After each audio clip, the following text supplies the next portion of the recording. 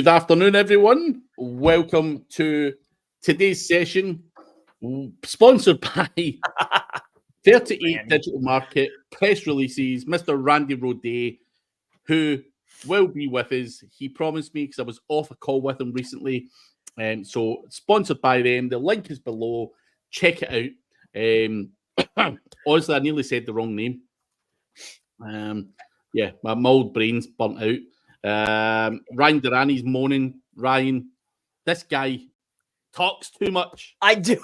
I'm like waiting to see Craig, like, yo, Craig, look at this. Yeah, it's funny. So, yeah, it's his fault, not mine. Nerdy, good to see you. Nerdy, you must fucking hate me by now, man. But good to see you as always.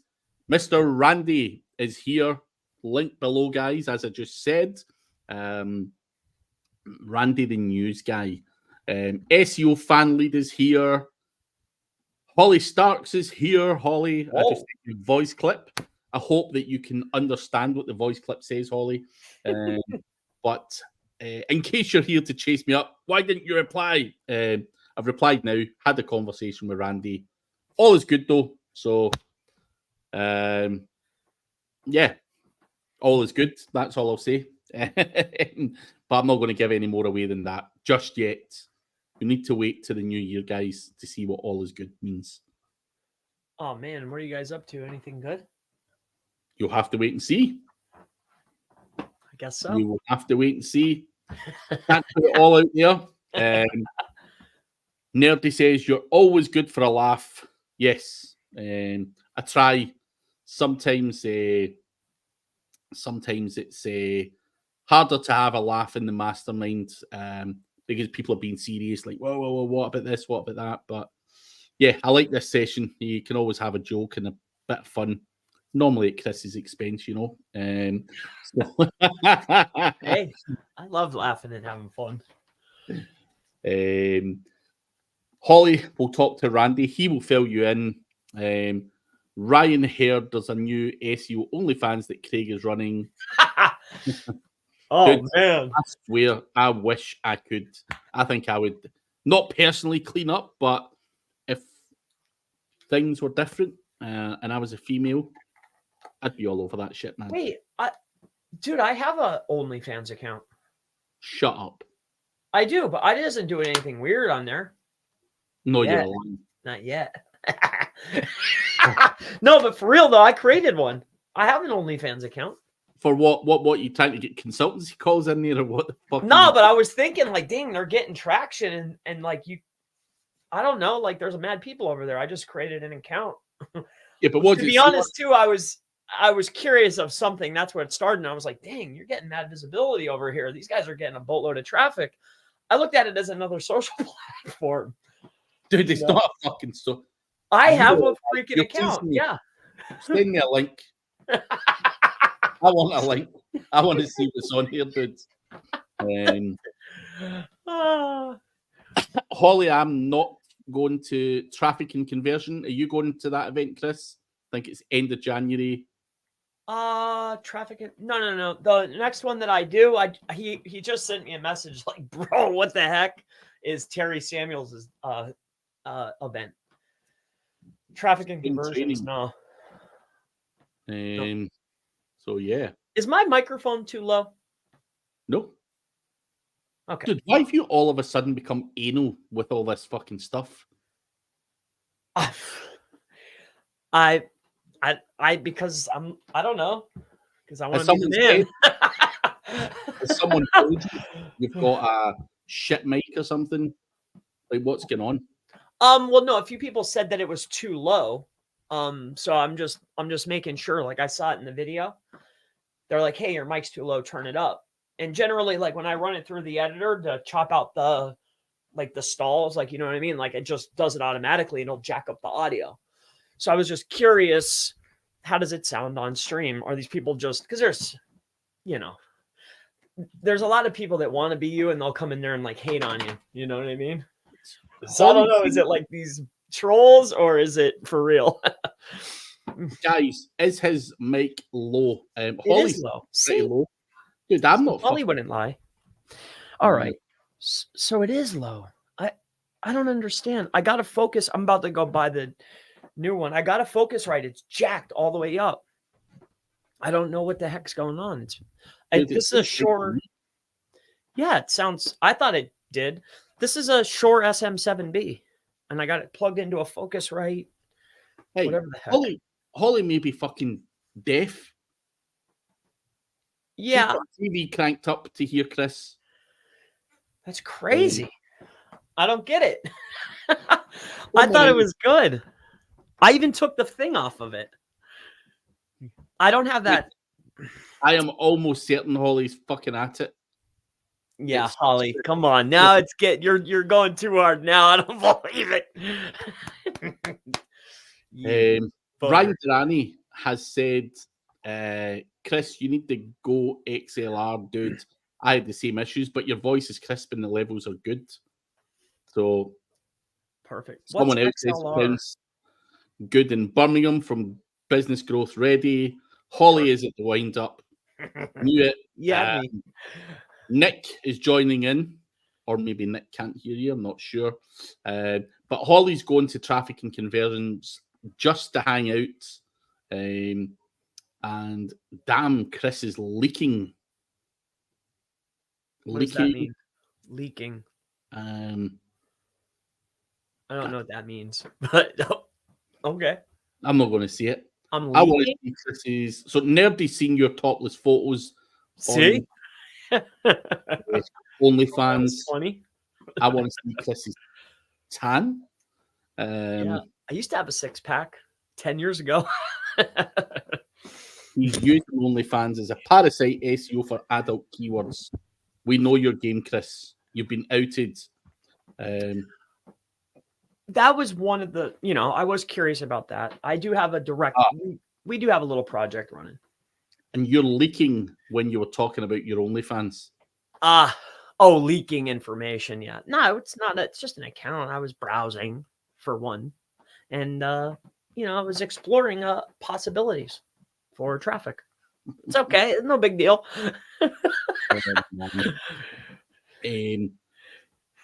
Chris, your sound level is usually low. So Shane is saying your sound level is normally low.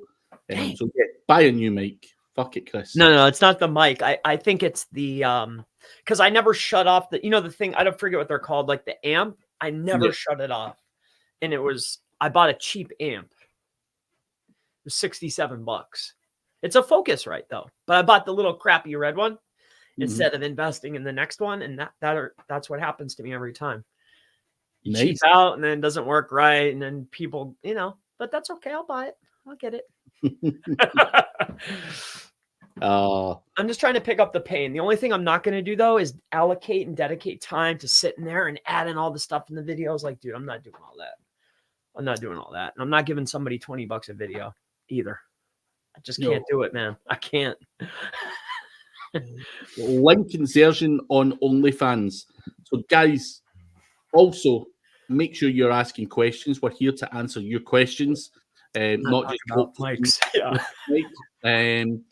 So what's the title of this video? Chris's fucking shit mic. This is a Shure SM7B. That's top shelf. But guys, whilst you're also asking questions, please do leave a like and subscribe to the channel if you haven't already. But yeah, we're here to answer whatever questions you have. But Chris, I know it's been a busy year. With everything, she's still going on about the mic. She's just torturing me. Obviously, you've developed a lot in the last year, different systems, processes, and everything else. What are the plans getting into new year? Anything new in the horizon that you plan on doing differently? Maybe knock some stuff off, because I know you've literally got your fingers in a lot of pies. But what's changing? I learned quite a few lessons. I had a few runs at making like software. A lot of failures. I probably lost 30 or 40 screwing around with stuff. The CTR network, like all kinds of stuff, dude. But you know, and I realized to get a person to be a developer as a teammate for a percentage. So we got that.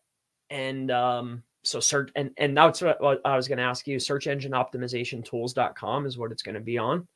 But anyway, I want to take another stab at the software because we already have like internal tools, but I want to be able to offer it. Also the groups. I want to condense the group into one because it started to get away from me. At the end of the day, the objective isn't, you don't make that much money, right? So if it's about helping people, then I want to help as many people as possible. So I just want to keep it, I'll share my tests, but I want it to be more group consulting, group coaching, and offer it more. So lower cost, bigger group is what I want to aim for. So that's going to change. Other things I'm cutting off. It took me a long time to learn about delegation. So I've been just over the last year learning lessons and adding people. Also, so those are the biggest changes. Yeah. You know, and two, like I've been working with Andy quite a bit. So like he put me on to like these syndicates and stuff. So like it's like a whole new world. Like this year this should be a great year, I hope. Fingers crossed it goes well, dude. Obviously, I think a lot of people go through that phase of delegation. They want to keep their dirty paws in, and they can't let go of control. But sometimes you have to feel the burn before you delegate. Been there and done it, and was working 16, 17 hours a day, dude. Dying on my feet. Getting wrinkles, like... I was look, looking at my videos from 4 years ago until now, and I'm like, damn, bro. Like 10 years real quick. It's crazy. But guys, questions are still not coming in. We need questions to keep functioning. What are my plans for? Right. That's what I was going to ask. For 2024. So I've had quite a lot of different kind of internally type changes, structural changes to the business. I have fallen into the trap again of trying to get involved in too many things and not doing them all as good as I could have. So over the last year, I've tried to refine that to some degree, and I'm still trying to refine that. So less is more. I think I need to double down on things that are working well for me. And I'm trying to do that. So I'm using the rest of this year to clean up what I want to do. And like Chris has said, with the mastermind and stuff, there are going to be slight changes there. I want to help people. I don't do it for the money, but there has to be some changes in there. Some of the things drive me crazy. And me and Chris have spoke about that stuff off here. What annoys you about your mastermind? So I'm going to be, I'm not going to say changing too much, but fine tuning and cutting down on the amount of projects. Also going to be cutting down a lot of the traveling because that has literally broken me this year. Done a lot of traveling back and forwards all over the world, and I think just taking a year to, I'll do some. I've agreed to do 2 talks so far for next year. I probably want to do maybe 3 tops, maybe 4 at a push, depending on the opportunity, and just double down and get things going properly. So that's my plan. I don't have any radical changes or anything. So yeah. That's my plans. But, honey, mummy makeover surgery niche for rank and rent model is good. Have you ever tried it? I personally have not, no. I know for me, honey, but I do know that surgery, cosmetic surgery, hair transplants, and various other bits and bobs, not just for mummies, of course, you can make decent commissions or whatever. I'm sure people buy those leads. Yeah, no reason why it can't work. Ursol is here. Good to see you. Bogey Breaking Golf. Any tips on how to craft outreach emails to secure guest posts insertions? And also, how do you scrape emails?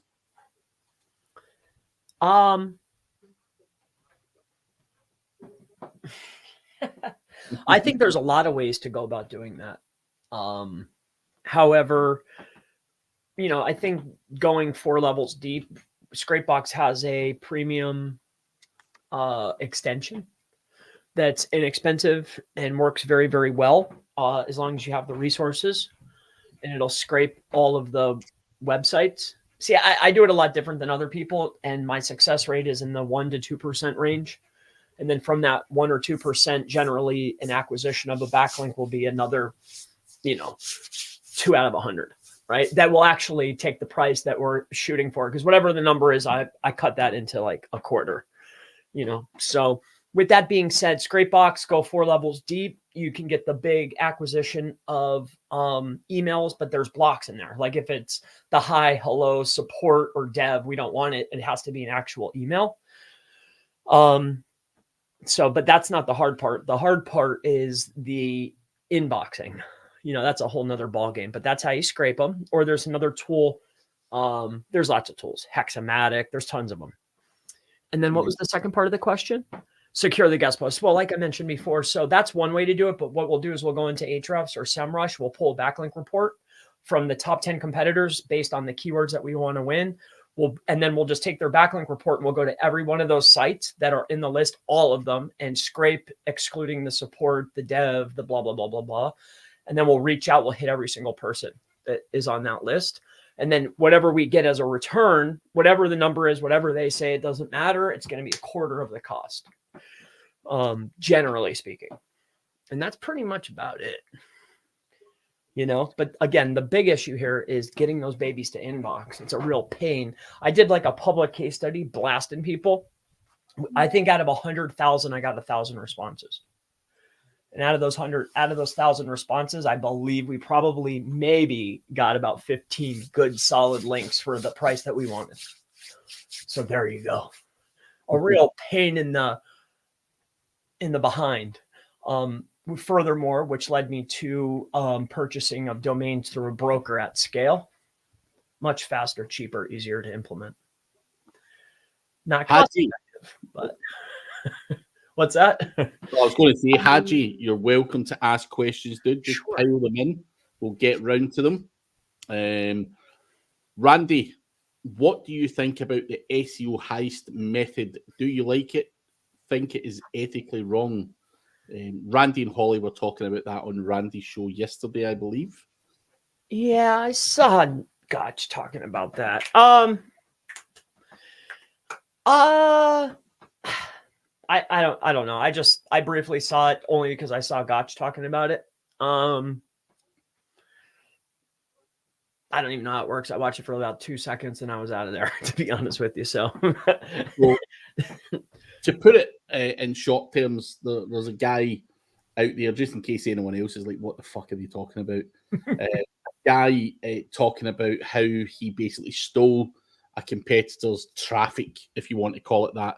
And he downloaded someone's sitemap, then shot out lots of content using the titles to create the pages to create tons of blog posts, and basically dipped in and pulled a lot of his traffic by using that method. That sounds like typical SEO with a cool name. Is that unethical? No. I mean, it's there for anyone to do. Like, you go and do your research, right? So look at what's Palmer ranking for. I want some of that. I remember back in the day, was it CTR manipulation you tried to challenge me for at the time? Palmer's like, I'm going after the keyword, and one day I said to him, like, what fucking keyword? He went, you know what keyword? And I'm like, nah. And he told me. So he was coming. So competition is there, and people can go after whatever keyword they want. kind of shady, you know, if you're going down and you know, scraping the guy's sitemap and you know, fucking whacking it all into an AI tool. I can get why people think that's ethically wrong, but I liked it, Randy. You know, I liked it. I like things like that, which is why, you know, people like Holly and various other people in the industry, I like to hear what they're up to, because I'm not going to see tricks like that, but call it what you like. I like it. So that's kind of the gist of what it is, Chris. So You ganked the whole sitemap, or you pulled a report for organic traffic in SEMrush and targeted all the keywords. no, he scraped the whole fucking sitemap, whacked all of this stuff into an AI tool. Doesn't And SEMwriter do that automatically?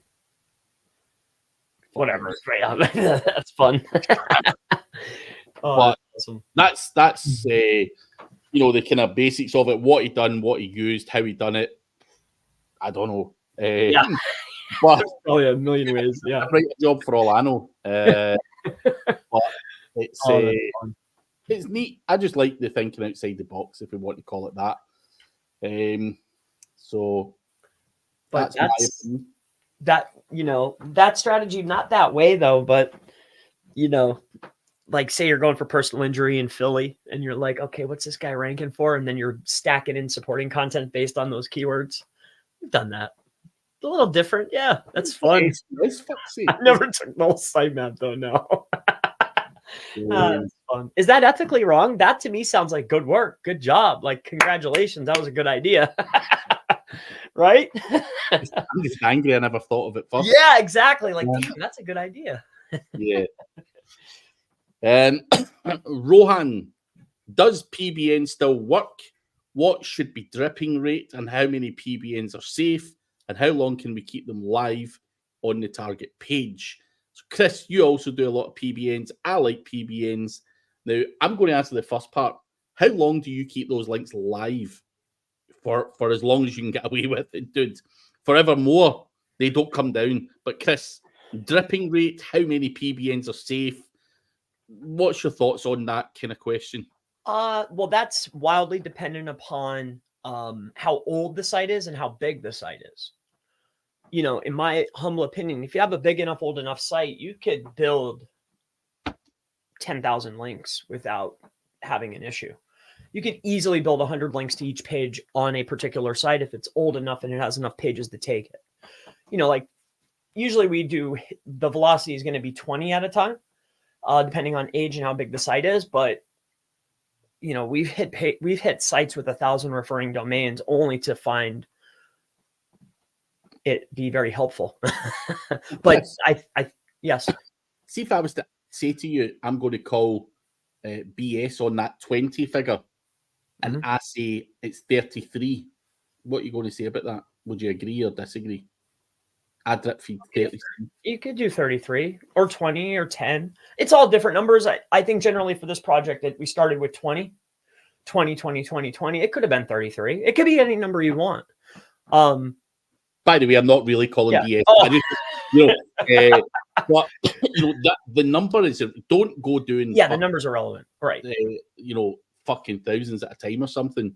Not per page. Yeah. No. Something moderate, 20, 10, whatever you feel like. I don't think you can give someone a specific number. Exactly. Generally, too, like we'll sit now, like what we were doing was for, say we're trying to do this one was for boats, you know, sell your boat. What we were looking at was the competition. Like, what's the relative competition have per page? And if the relative competition had 50, then okay, let's 50 a page. That's it. That's what we're doing. But there has to be age there in place, and you don't want to send it all to one page. That's the key. You could build 10,000 links, you know, if you have 1,000 pages. You know what I'm saying? Just split it up, and then so the velocity, I don't think that matters. But it does matter if I'm just sending it to one page. You could build 10,000 links, 20,000 links, 100,000 links, but there has to be a spread on that site. I've never gotten dinged for that. Have you? Nope. Google's kind of like, to me, they're like the police. They don't find anything unless it's pointed out. I've never gotten dinged on a project that wasn't public, and that's a fact.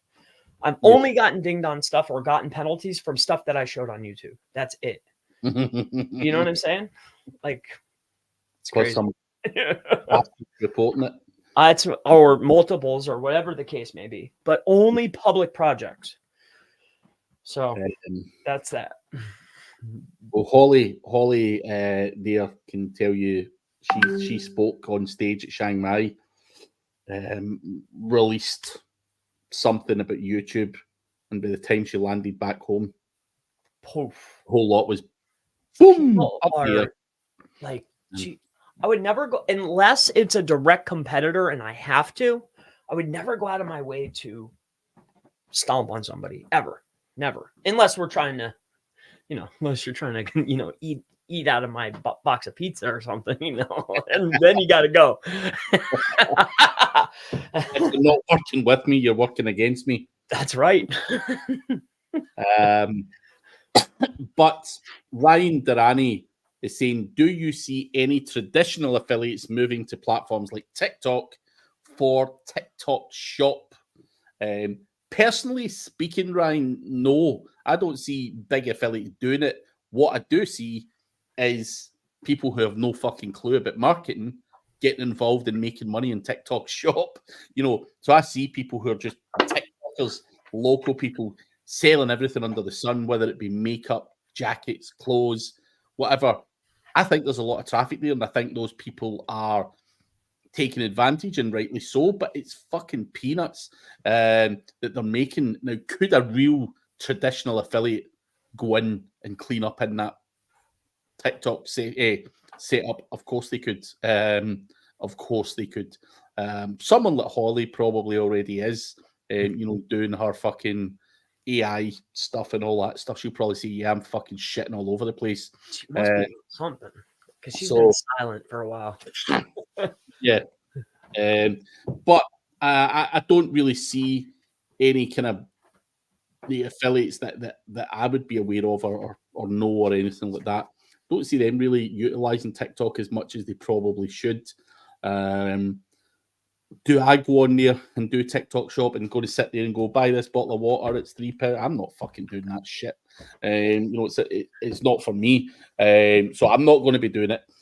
But is there money to be made? Is there traffic there? Yes, is the answer. So there you have it. Yeah, because if there was money for us, we'd be all over that. I'd be all over that.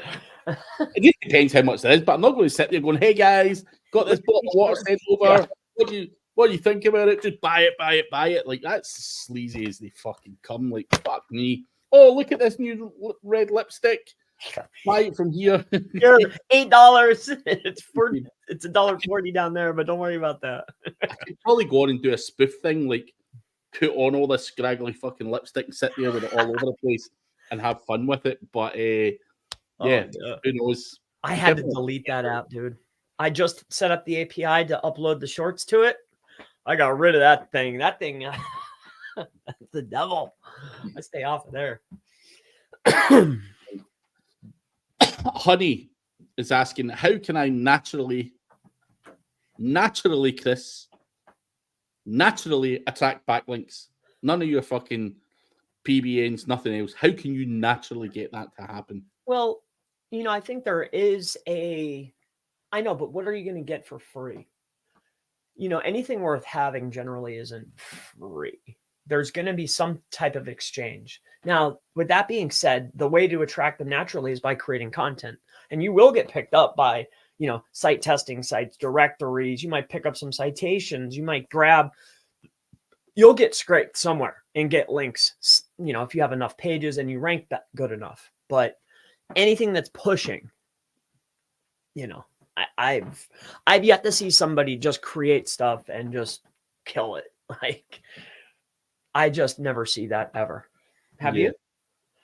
People get lucky and they might hit one like, oh, hey, look at this page that has no links. And then you check it and they have 14,000 referring domains pointing to the rest of the site. Like, yeah, but generally, nah. I went through the first few years of my SEO career believing that Google would naturally link somehow to my shitty little fucking websites. Unless you're David Beckham or something, you ain't attracting natural backlinks. I'm sorry, but for some Joe Schmo plumber over there, you've got to be Forget doing about something.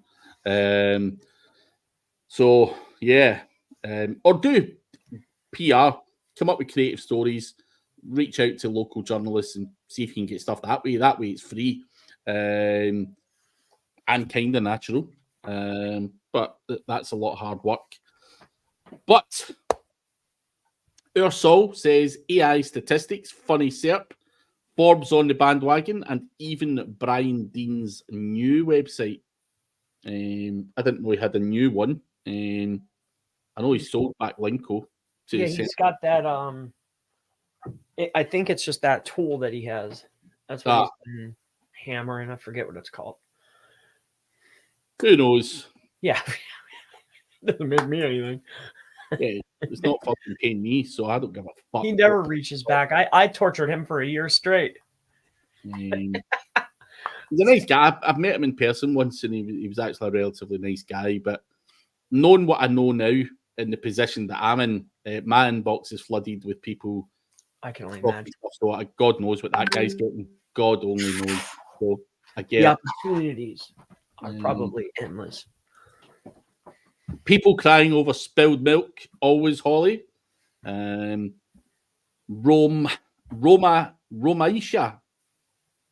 We'll go with that. In the ever-evolving world of SEO, how do you foresee the role of artificial intelligence shaping the future landscape of keyword optimization? Are there specific AI-powered tools or strategies you believe will revolutionize the way we approach SEO in the coming years? Yes, and more yeses. So, Chris, I'll let you fire away first. That almost seemed like AI wrote that, right? It was like, hey, AI, tell me a really good SEO question. And they just copied and pasted. Perhaps, maybe, I don't know. Anyway, with that being said, ever-changing SEO, do I see artificial shaping? Yeah, I mean, I think it's only a matter of time before the AI catches up and takes away the optimization aspect, the writing and optimization all in one, and it's just ready to rock. And then revolutionize the approach. I think a lot of what we do is going to be as an SEO, it's going to be wildly dependent on what the search engines do. So, I mean, we have to sit and wait. So, do I think something's going to change? Of course. But, that might evolve fast, but I think it takes other people in other industries, it takes time for them to catch up. So even if something happens and we know that things are happening, it takes a long time for it to catch on. So yes, and more yeses. Tools, Romaisha. There's so many. ScaleNut, QualiWriter, Cuppa. That's just some. There's literally fucking tools. ZimWriter. I could go on and on and on and on. I've actually forgotten more of the tools than I just spat out there. In terms of content creation, auto posting to WordPress, AI, even just getting into ChatGPT and telling it to spit out a LinkedIn article. You can use that to, do things. And that obviously brings me on to the next question.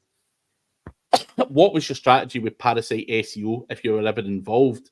Haji, I think Parasite SEO has been around for a long time. It's nothing new. People have been doing it for years and years and years and years and years. Very simple and easy. Optimized article on a powerful website with your affiliate link or whatever the hell's in there, and you're going to make some money. However, they're catching up. I had a friend who'd done similar on LinkedIn. They used LinkedIn as the Parasite, and he got pulled down. It got pulled down. He got an email saying you're breaking the rules of our system. He then created another LinkedIn, a fake one, spun the article or ran it through QualiWriter to rewrite it, put it back on LinkedIn. It popped back up, but LinkedIn took it down again, said, we're going to ban your account, stop it. And that was even with a new account. So I think LinkedIn are now starting to pull articles down. Obviously, Forbes and all of that kind of stuff, Outlook India and so on and so forth are still working to this day. How long do we think that's going to work? I am not so sure, because there's a lot of people talking about it in the industry, and some people like it, of course, because they're making money. Others not so happy. So I would be careful going all out on it. Let's just say that, Haji. But for the here and now, it works. Exactly. I've been, unless you retain control, you're always at the mercy of someone else.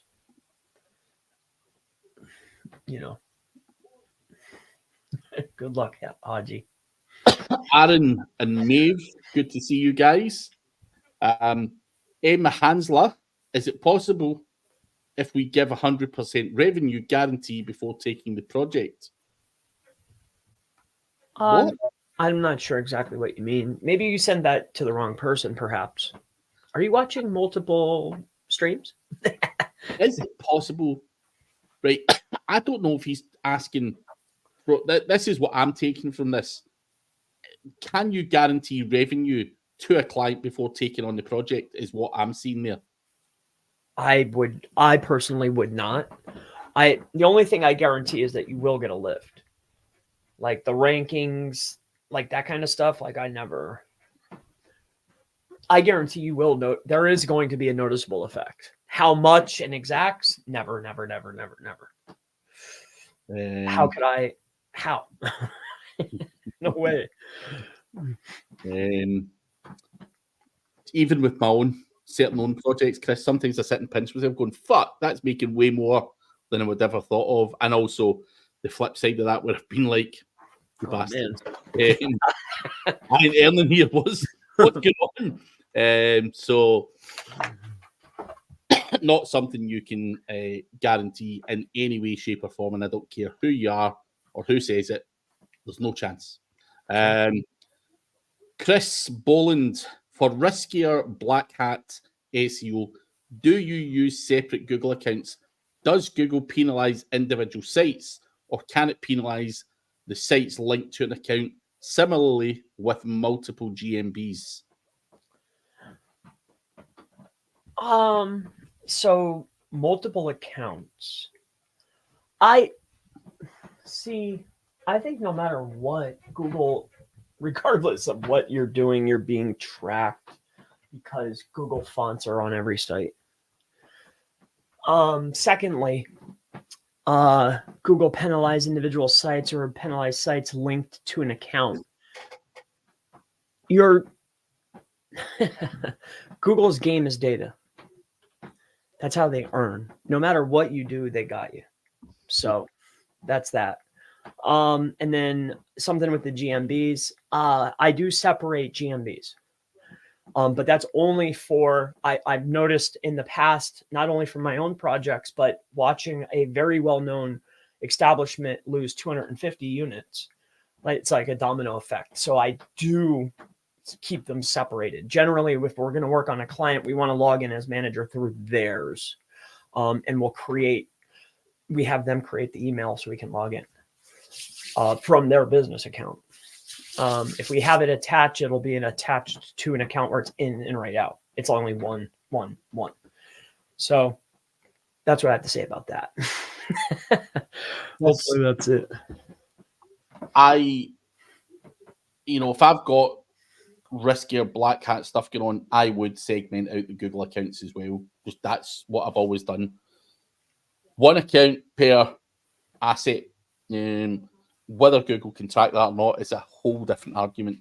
Sure. But for my mental sanity, segment what you can is all I can really advise. There you go. Sure. What Chris has said. Holly, regarding TikTok Shop, I moved over 300 videos from there, over there from Amazon Influencer. You get a larger affiliate over there. It's not bad on scale. I knew Holly would have been in about there somewhere, doing her thing or about to do her thing.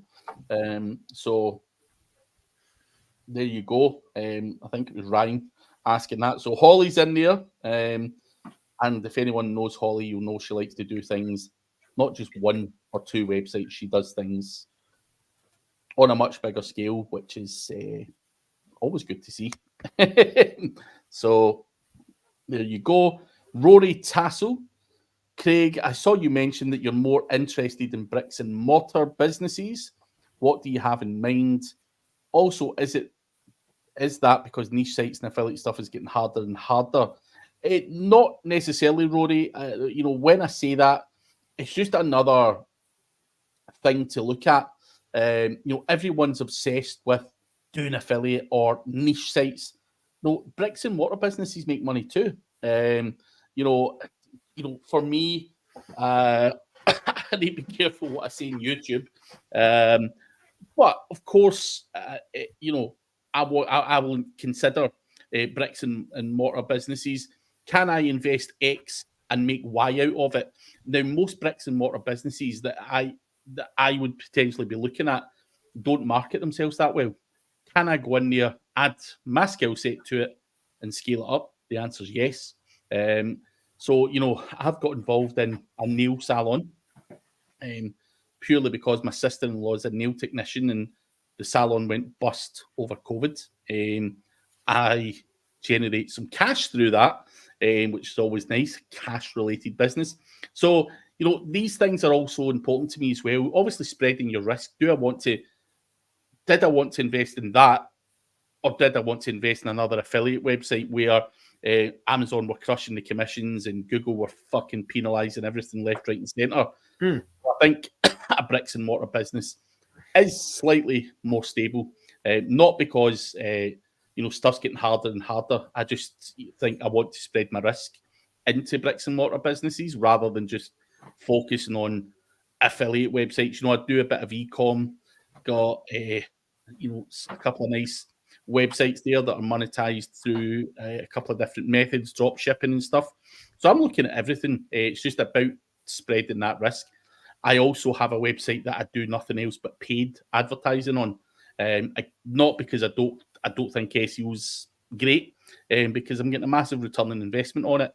And do I need to do SEO on it? No. 10% of my traffic on that project comes from organic. So if Google were to shut everything down tomorrow, that website is going to reduce by 10%. If Google were to penalise the website or whatever, it still does paid. So, again, it's all about spreading the risk and stuff. Nothing else. But two of the most critical ranking factors for a new website.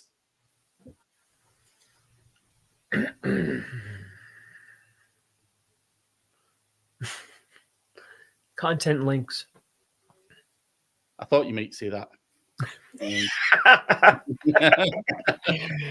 Oh, that's funny. I'll throw engagement in there. That's for sure. Just there, you've got 3. Chris, what's your opinion about why internal linking is so little talked about? Is it because it's time consuming outside of software, or so misunderstood? Is it? I mean, it's. Yeah, I think it. At least to me, I mean, it's always been. I don't know. I thought it was a very important aspect of things, and it's just secondary nature to optimizing the page. So I mean, what is there to say? You internally link to things that are relative to the page that you're already on, right? So that's probably why. Like, it's not. And plus, too, on top of that, I wouldn't consider internal linking to be a hot topic, right? Like, I'm seeing guys coming out with these AI videos going from 2,000 to 20,000 subs overnight. If I did internal linking videos, what kind of traction am I going to get? So it's not going to be talked about. It's not hot. You know what I mean? But it's very important. I think I would agree with Chris. I think we actually talked about this recently where we're like, someone was asking something about internal linking, and we're like, no, this is like, it's easy, it's simple. I think internal linking is a very simple and easy, part of the process. I don't know why people get some. From my perspective, I don't know why people get so fucking confused with it. Yes, it's time consuming, but I've also shown at presentations I've done the benefits. So, I've inherited a website before, and it's flatlined, that nothing's really happening. Even just by adding internal links, it starts to go up. That's the only change to the website. So it is massively important to join those dots for Google, and basically make that cluster known, is all I can really say. But I hear a lot of people talking about it, but not in your face as such. Just people are like, yeah, what are you doing? What are you using? Link Whisper, blah, blah, blah, blah, blah, whatever. So, yeah. But MG, good to see you, MG.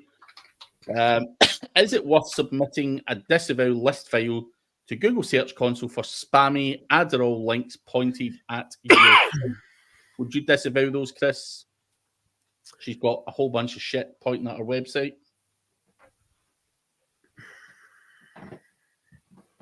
I think that's completely up to you. I would take a look. I wouldn't blindly just go through there and clean it up unless I got a penalty. However, if you see stuff that's completely inappropriate and outside your brand, and it's giving you a personal, like, hey, I don't want this pointing at my site, then get rid of it. But I would be mindful of the authority of those links. I would just go kill them all. I'd go down the list. If there's zeros and ones and 10s and 20s, but you got, I don't care what it's talking about. If you got a DR 90 or 80 point at your site, I don't care what it says. Well, within reason. Like Addies, nah, I wouldn't. I'd let that rock. That's me, though. Now, if it was pointing at the homepage, maybe I might clean that up. But people, I run into this with business owners. Links are not advertisements. They're not banners. They're not billboards. So that's up to you. What do you think, Craig?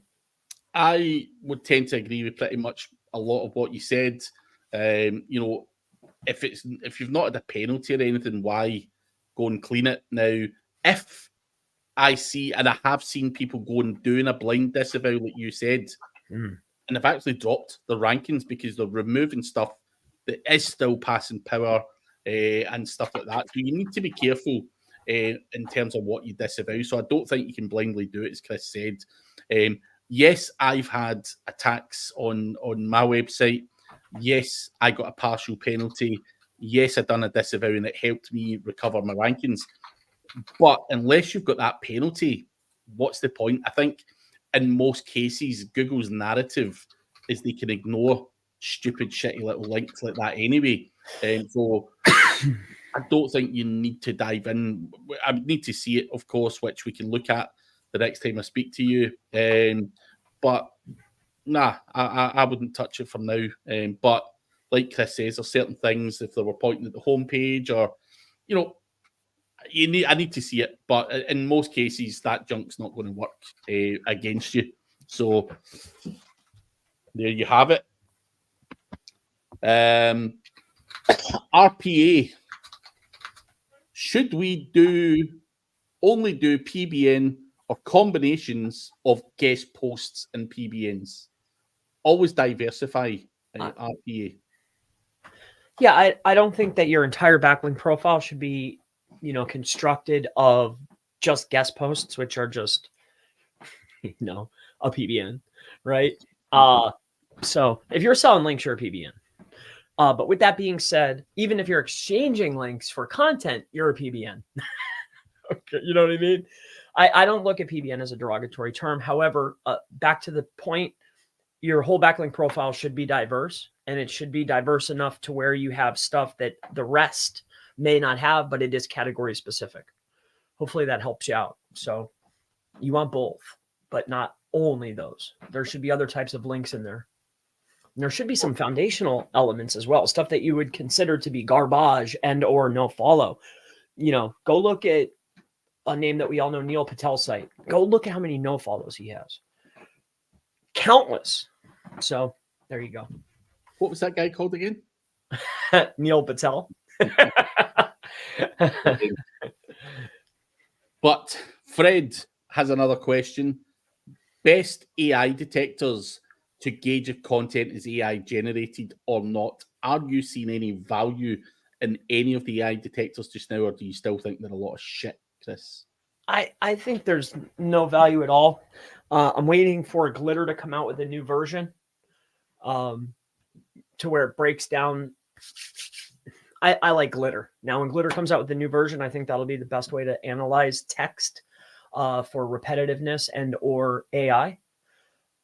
But I think it's, who cares? You know, I know Google doesn't. So, and two, you shouldn't just be copying and just spitting out content.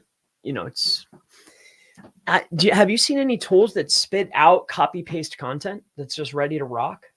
No, there's good. It's good, but it's not good enough, you know?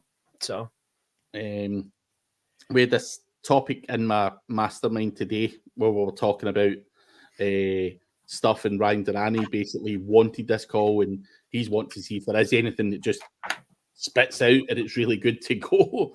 You know, I think maybe further down the line, but I certainly haven't seen anything that's perfect. To have tried stuff and has eventually been penalised, you know, shitting stuff out, but it's not there, not quite there yet. But AI detectors, Fred, I don't trust anything they say. I know I've personally written a blog post in the past, ran it through some of these tools, and it's saying it's AI. I physically wrote it myself. So, yeah, they lead a lot to be desired. Let's just say that. Robert, who's a good quality link building service or gig you could recommend, mainly for the home service niche? Palmer, maybe? definitely. For sure. I try not to pitch though during these chats. You have a link service. But yes, definitely. I have a I've lot. got a link service. He's got a link service. Mine's is linksforyou.com. Chris Palmer Marketing. ChrisPalmer.org. Oh, ChrisPalmer.org. I forgot. He's fucking. I move around. But yeah, he never got the .com. So I try. I get it, man. I've also not got my .com, by the way, either. I've been fighting for years as well, and the motherfucker's not fucking. Would you not take the net or the org though, if you could get it? I've got the .co.uk. I just don't have the .com. Well, yeah, but .co is that for UK? Is that considered like a net or like an org? A .co.uk is like the premium one for the UK, but I want the .com as well. I see. So .co.uk is fire in UK. That's like a .com here in the States. Yeah. So you got, why is that what you're rocking with? No. I only got that recently. I've had for years Craig Campbell SEO. I used to have .co.uk, Chris, and my website ranked well in the UK, but I wanted to be known wider, so I changed it to craigcampbellseo.com. But now I've got the craigcampbell.co.uk. Don't know what I'm going to put in that yet, but I will put something on there eventually. But yeah. If you were making a blog / tool suite, would you buy search engine optimization tools.com? No. Why? I would put it on craigcampbell.co.uk. I think why not? I mean, search engine optimization tools.com. It's a long one, but it's hard to forget. So that search volume on that is ridiculous too. Yeah. Well, then I feel good then, because that's what I bought. That was one of the largest investments I ever made for a domain. But oh, man. Yeah. What about if you had $5,000 to start from scratch, Chris? What would you do?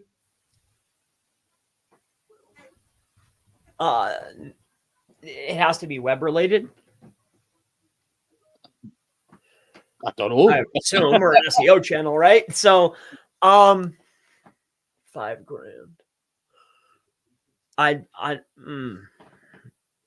I mean, man, 5K, huh?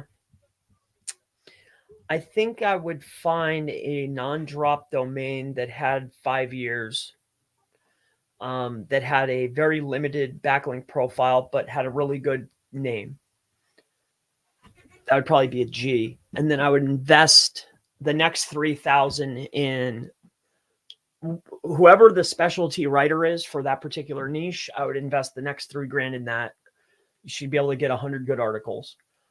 And then I would spend that remaining 1,000 on the highest quality PR distribution I could get.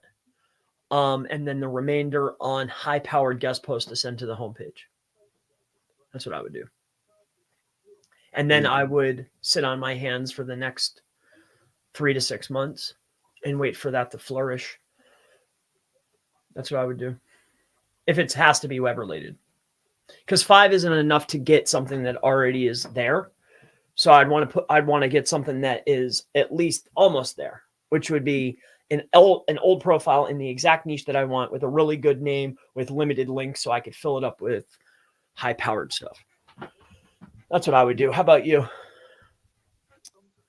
Do you know what? I genuinely don't know. Give me the $5,000 and I'll see. It's probably something similar to you, Chris. You want to mix and match and try and get as much as you possibly can out of it. Leveraging an expired or an aged domain or a premium domain is good. You obviously you've got content costs. You need to get some backlinks. So I think a combination of all of that is all you can really do.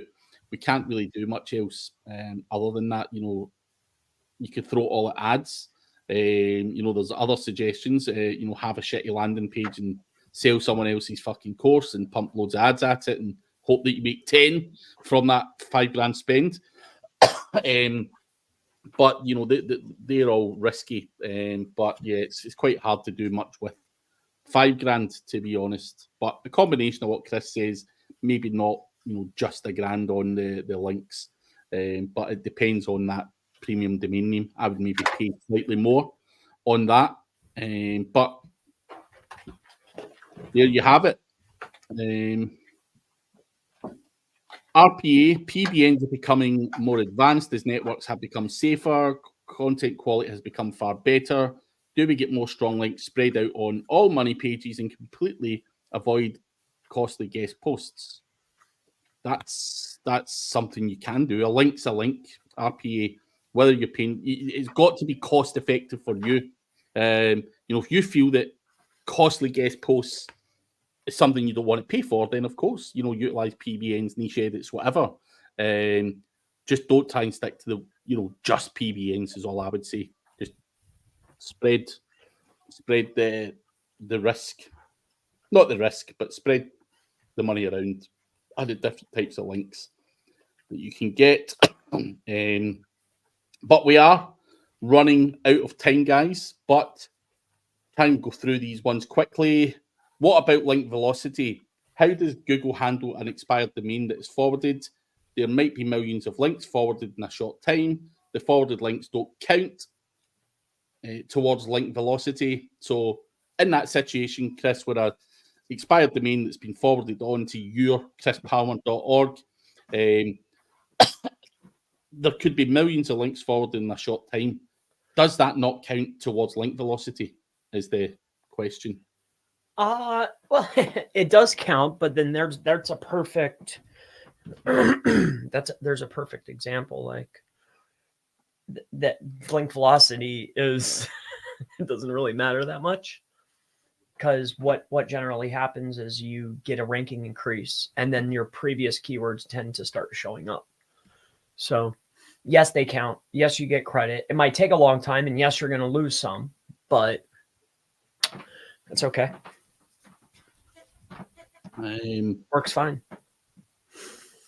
Can we use them? Should we scan for AI before publishing it? I would do checks. You can use Grammarly and stuff for plagiarism and stuff like that. So yes, try and identify if you can, but it's not that easy. Sometimes you just got to go with the flow and trust the person, and if it doesn't work, you And hear two, and then, you know, they have ones that beat the detectors. Just because it beats a detector doesn't mean that it's not AI. Human written. Yeah. Rabbi, been building local PBNs for my city. Would love to know if you're doing something similar or suggest something for PBN in local city. I've done it in the past, still have local PBNs. Yes, that works very well. Yeah, there's. I'm going to make the assumption that Chris is doing it as well. 100%. Yeah. Mini, yes, mini directories, or, you know, like BB presses, like definitely, dude, that are super hyper specific about a specific topic, and it just so happens to link out to only those types of sites. Yes, for sure. Barbie has the last question. Didn't you guys say 70% of links for the homepage and 30 for the inside pages? And if I send the expired domain to the homepage, won't the internal pages lose their 30% share of total links? I highly doubt that Craig or I would use specifics. And with that said, I would never recommend, unless you know exactly where that site came from. If you're just buying it off the market, I would never 301 redirect the entire site to a homepage.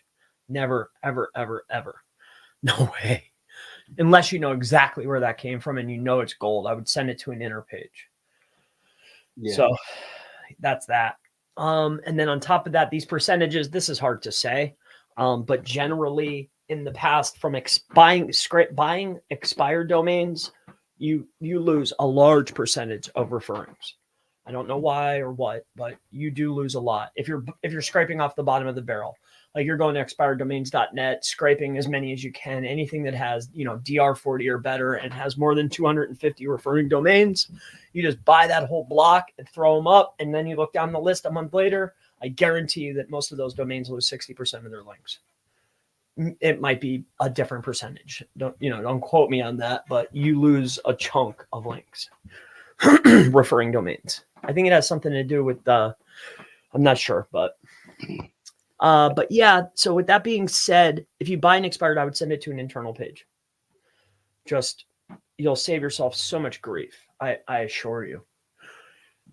You know, unless it's spot on one category and the category matches your site, it's the only way you won't run into trouble. But if you're just buying stuff because of high referring domains and you 301 it to the homepage, dude, I guarantee you that site dips. Unless it's spot on, like, unless it's the same exact thing.